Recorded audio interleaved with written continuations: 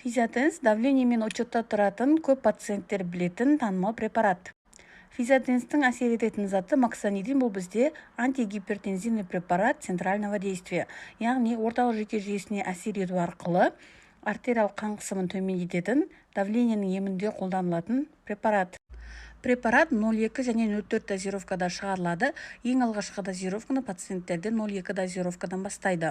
Препаратты күніне бір рет таңғы уақытта немесе кешкі уақытта ішеді. Әсері 24 сағатқа созылады. Кардиологтың немесе дәрігердің тағайындауымен дозировкасы 0,4-ге дейін ұзартылуы мүмкін. Ол әр адамның давлениесіне индивидуально тағайындалады. Физиотенс 18 жастан асқан, давлениесі бар пациенттердің емінде қолданылатын препарат.